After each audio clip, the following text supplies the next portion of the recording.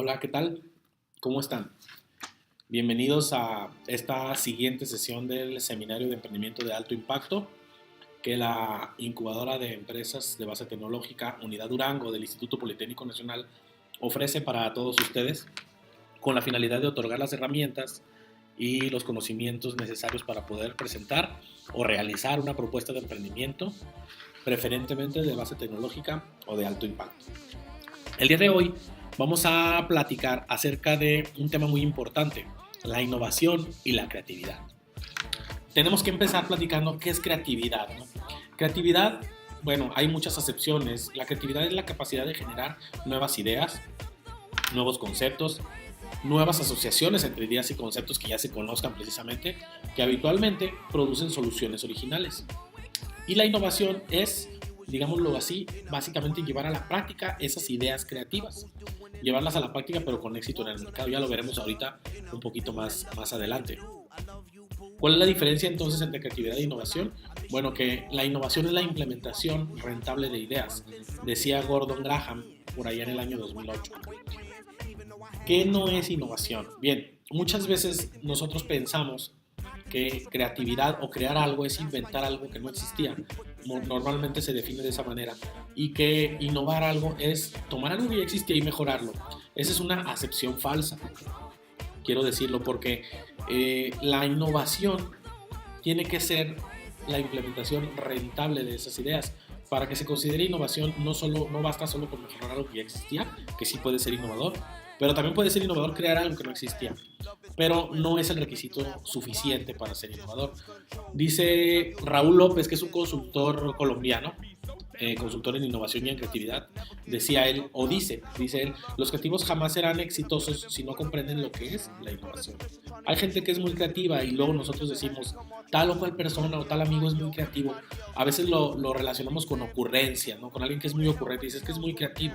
Y consideramos nosotros el proceso de la creatividad como algo más bien artístico, como algo inspiracional, como algo que tiene que surgir de que pues yo esté en un estado precisamente de inspiración, de relajación. Hay gente que dice, para inspirarme voy a poner música, o voy a prepararme un café, una bebida, o voy a poner la luz a media intensidad.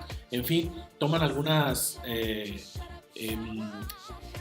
pues prácticas para sentirse, digamos, inspirados, tratar de encontrar inspiración, y vemos el proceso de la creatividad como algo inspiracional, como un compositor que escribe una canción, como un pintor que pinta una obra de arte, o un escultor, ¿no? O un escritor de un libro que dice, bueno, es que no estoy inspirado, no se me ocurre nada. Como que lo relacionamos. Definitivamente, pues sí, la inspiración sí puede hacer que se nos ocurra eh, alguna idea nueva y que pueda ser creativa. Pero no podemos quedarnos precisamente a alguien que es muy creativo, no podemos quedarnos nada más en eso para buscar la innovación. Nosotros aquí manejamos los dos conceptos, innovación y creatividad. Ambos son importantes porque son necesarios, pero definitivamente a lo que buscamos llegar nosotros es a la innovación. Nosotros buscamos innovar en nuestras ofertas o en nuestras propuestas de valor para poder tener posibilidades de tener proyectos de emprendimiento más exitosos. Se habla mucho de la innovación, iremos viendo pues entonces paso a paso qué es esto, ¿no? Les decía que para considerarse innovador, una idea o un descubrimiento o una mejora, tiene que pasar por ciertos pasos que nosotros le denominamos el funnel o el embudo de la innovación. Este funnel o embudo de la innovación tiene, digámoslo así, 4 etapas, como pueden ver ustedes por aquí. La primera de ellas es, bueno, preguntarnos si es útil, si le sirve a alguien, ¿no? A un ser humano, a una persona, pues, a una empresa, si le sirve a alguien. Si no, pues simplemente va a ser una ocurrencia. A lo mejor yo puedo pensar en algo muy creativo, pero pues si a nadie le resuelve ninguna necesidad o ningún dolor, pues no puedo estar hablando de algo innovador. Es el primer paso. Ahora bien, supongamos que pues mi idea creativa sí es útil, resulta que sí soluciona un problema de alguien, ¿no? Pero ahora vamos a preguntarnos si es práctico. ¿Qué quiere decir si es práctico? Queremos decir si se puede llevar a cabo en la práctica, pues si es aplicable, si existe la posibilidad técnica, sobre todo eso, técnica, de llevar a cabo esa idea creativa que estoy teniendo. Porque puede ser que yo tenga una idea, pero realmente la tecnología no se ha desarrollado, es muy utópica. Puedo pensar en la idea de viajar en el tiempo para moverme unos segundos antes y evitar un choque. Es algo, pues, hasta risible por utópico en este momento. Digo, se sabe que no hay la posibilidad ahorita de viajar en el tiempo, ¿no? O a lo mejor de teletransportarme a otro lugar o algo así. Estoy tratando de poner un ejemplo que a lo mejor digo, pues sí me podría ser útil, pero la verdad es que no se puede llevar a la práctica. Ahora vamos a suponer que sí pasó esa segunda etapa y que sí se puede llevar a la práctica, es decir, ya existe la tecnología, los medios y de poderse, pues se puede, ¿no? Ahora hay que ver el tercer punto, económicamente es factible, es viable, es decir, oye, la tecnología sí existe, me pueden debatir, yo lo puedo hacer, ya existe en tal país una empresa que puede armar un dispositivo que puede llevar a cabo o puede hacer realidad, digámoslo así, esta idea creativa. Entonces, si es útil a alguien, resuelve un proceso de una empresa, un problema, o de una persona, o de muchas personas preferentemente, ¿verdad? También es práctico, porque sí se puede llevar a cabo, te estoy diciendo que ya hay una tecnología que lo puede llevar, pero pues probablemente la implementación, todavía esa tecnología no está madura, o no es factible aprovecharla aquí, no sé, la implementación económicamente no es factible. ¿Qué quiere decir que no es que sea factible? Pues que, como se dice coloquialmente, no salga más caro el caldo que las albóndigas, ¿no? Que no salga más cara la solución que tener el problema. Sí, porque también se dan casos, digo, hay ejemplos en los cuales, pues sí, ya se presentan soluciones que son prácticas y se pueden llevar a cabo. Sin embargo, pues la tecnología todavía es tan costosa, o el llevarlo a cabo nos resulta tan costoso, no necesariamente por la tecnología, sino tal vez por las condiciones del mercado, por la situación geográfica, por N situaciones, que realmente tratar de venderlo va a ser imposible porque va a ser demasiado costoso, aun y cuando a la gente le sirve y que se puede llevar a cabo. Vamos a imaginarnos que se nos ocurre realizar un coche que vuela, pero con alas que aletean, ¿no? Como de un ave, por ejemplo. Pues sí, a lo mejor ya puede haber materiales y máquinas que precisamente hagan ese esfuerzo de aletear lo suficientemente importante como para que a lo mejor se levante un coche, vamos a suponer. Pero tal vez sería tan costoso hacerlo que pues nadie lo compraría. O sea, y ese es el cuarto punto. El cuarto punto de nuestro funnel de la innovación es que haya interés en el mercado. Repasando este funnel, es muy importante. Cuando yo tengo una idea y que creo que quiero innovar, tengo una idea que creo que puede ser una innovación, tengo que preguntarme, repasarlo, que sea útil para alguien, que se pueda llevar a cabo, que económicamente sea factible, es decir, que sea realmente una solución que alguien esté dispuesto a pagar y que pueda pagar por ella. Y la cuarta, que haya interés en el mercado. Quiere decir que no sea solamente el interés de una persona o de una empresa y que a lo mejor pues esa innovación solo le resuelve el problema a ellos, ¿no? Que a final de cuentas no dejaría de ser innovación, pero lo que estamos buscando aquí es precisamente que la innovación sea escalable, precisamente. Entonces, que haya mercado para la misma. Pasando estas 4 etapas, podemos estar hablando entonces de algo innovador, de una idea innovadora. Ahora bien, regresándonos un poquito a lo que era creatividad, podemos ver en la siguiente imagen que tal vez de un proceso de imaginación, como les decía hace un momento, inspiracional, surja la creatividad, surja una idea creativa, de tomar 2 cosas que ya existen y juntarlas, de modificar a lo que ya existe o de inventar algo totalmente nuevo. Y luego, después que ya tengo algo creativo, vamos a ver si es innovador o no, por medio del funnel de la innovación. El funnel de la innovación nos va a ayudar precisamente a definir si algo es innovador, si algo creativo es innovador o no. Podremos decir entonces, de acuerdo a este esquema, que para que haya innovación se necesita que haya creatividad y para que haya creatividad se necesita que haya imaginación. Vamos a hablar un poquito de la historia de la innovación. Este concepto es relativamente nuevo, no hace muchos años, les hablo de unos 20 años más o menos, que realmente en la historia de la industria, pues, la historia moderna no es tanto tiempo. La innovación no se le daba importancia o la importancia que tienen las empresas. Tú decías innovación y te decían, bueno, ¿qué quieres decir? ¿No? ¿Qué es esto? ¿O por qué me molestas con estos temas de la innovación? Hoy en día, 20 años después, podemos hablar que la innovación es un elemento esencial de toda aquella empresa de élite, de toda aquella empresa de clase mundial o de toda aquella empresa, aunque sea pequeña, que quiera mantenerse vigente en el mercado. La innovación se vuelve entonces un proceso clave. Podemos ver algunos ejemplos que seguramente que los conocerán ustedes de empresas gigantescas, monstruos empresariales que pensamos que jamás desaparecerían y que por no tomar la importancia de vida a la innovación, pues desaparecieron. Yo creo que hemos escuchado por ahí en redes sociales, en alguna conferencia, pues los casos de empresas como Kodak, líder en fotografía hace 50 años, dueño de muchas patentes, pero bueno, pues se quedó luego en un proceso de no innovar a lo que fue la fotografía digital, con todo y que ellos inventaron la fotografía digital, ellos no le dieron la suficiente importancia a ese proceso, bueno, se quedaron por ahí y pues llegó un momento en que se tuvieron que declarar en quiebra, así de fácil, cuando pensábamos que Kodak jamás iba a verse problemas de ese tipo por el tamaño de empresa que era y lo dominante que era en el mercado, ¿no? Blockbuster, bueno, pues también líder en Norteamérica, sobre todo en el mercado de entretenimiento, de renta de películas. Todo el mundo, o la mayoría de las personas conocemos o llegamos a conocer Blockbuster.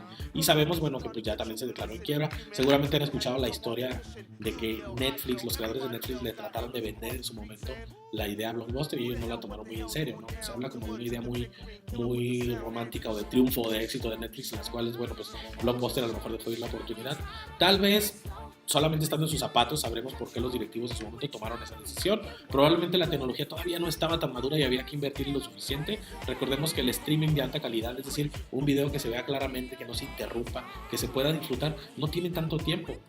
De hecho, las velocidades de internet han crecido exponencialmente y eso nos permite que ahora podamos ver videos en alta definición, precisamente sin interrupciones y bueno, gozar de un servicio en streaming muy bueno, ¿no? Cuando hace unos años no existía eso.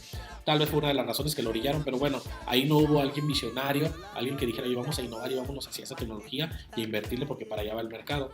Pan es otra de las empresas que tiene un caso similar.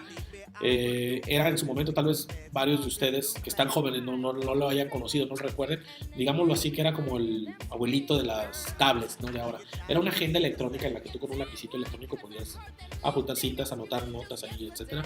Y bueno, era un elemento que se consideraba en su momento pues tecnológico importante y que pues era infaltable con los altos directivos en las empresas importantes sobre todo, ¿no? Luego tenemos BlackBerry, también por ahí lo podemos ver la marca de BlackBerry, que en su momento también fue líder en la industria de la telefonía al introducir pues elementos de productividad muy importantes en un teléfono celular. El teléfono dejó de ser solamente para hablar, hacer y recibir llamadas y empezamos a poder ver correos electrónicos de la empresa, sobre todo. También era una herramienta en un principio dirigida mucho a los empresarios, a los ejecutivos, a la gente que necesitaba tener altos niveles de productividad, sobre todo de comunicación. Sabemos que ahora, bueno, pues esto es muy común y en cualquier smartphone podemos tener nuestro correo electrónico, pero en su momento fue innovadora y se quedó, digámoslo así, sin aplicar procesos de innovación. Ciertamente por ahí ahorita están tratando de resurgir, pero bueno, en su momento también se llegó a declarar en bancarrota y por ahí tuvo un rescate por otra empresa y de alguna manera pues se mantiene por ahí la marca todavía vigente, todavía presente, pero también es una empresa que tuvo problemas por la falta de innovación. Por el contrario, podemos platicar de empresas que sí han tomado muy en serio el tema de la innovación, como Amazon, por ejemplo, como Intel, como General Electric, Colgate-Palmolive, IBM, Ford, Microsoft y Apple, que es la empresa más cara o más valiosa, digámoslo así, la empresa más valiosa del mundo todavía hoy.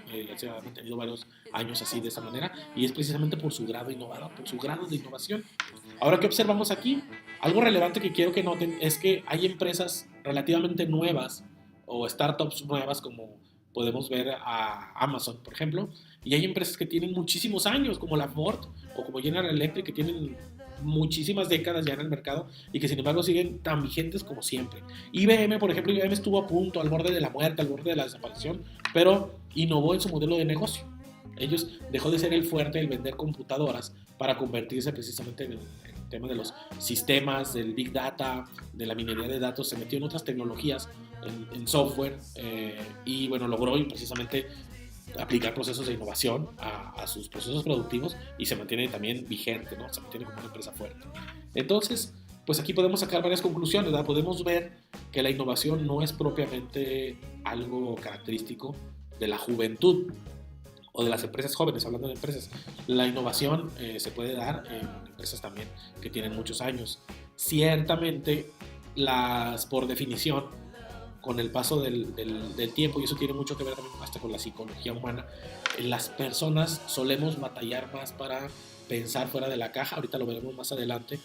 Conforme tenemos más edad, es más posible que alguien que esté joven mientras más joven sea, pues tenga ideas más innovadoras o sea más creativo.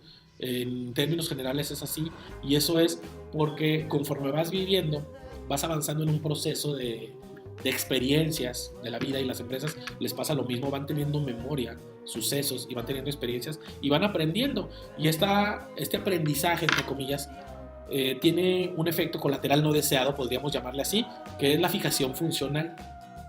Es importante que mencionemos también el concepto de fijación funcional. El concepto de fijación funcional es aquel que nos hace que veamos las cosas desde un punto de vista del cual estamos acostumbrados a que siempre tiene que ser así. Si yo les digo a ustedes que piensen en una zapatería, lo más común es que pensemos en un negocio físico, con un local, con vidrieras grandes, con personal atendiendo a los clientes, con un montón de inventarios de zapatos, tanto guardados en sus almacenes como allí en el aparador, muchos modelos con sus precios. Pensamos en la zapatería tradicional porque así estamos acostumbrados a que sea una zapatería, ¿sí? Entonces nos es muy difícil ver una zapatería desde otro punto de vista. Ya si le pensamos un poquito más, obviamente ya sabemos que hay, pues, ya en línea y por catálogo, etcétera, ¿no? Pero la fijación funcional lo que nos hace precisamente es que nosotros, es un proceso cognitivo que limita a las personas a ver un producto, un servicio o un modelo de negocio como tradicionalmente es visto, y se nos complica verlo de otra manera. Y esto sucede a menudo, vamos avanzando en experiencias, en un tema determinado, en la vida en general, ¿no? Por eso es la razón por la cual los niños, pues les enseñas un dibujo que nunca han visto y se les puede ocurrir mil cosas, ¿no? Y a lo mejor, como tú ya sabes qué es, pues estás acostumbrado a verlo y dices, esto es esto y sirve para esto. Y listo, se acabó. Y nos dificulta precisamente el proceso de creatividad.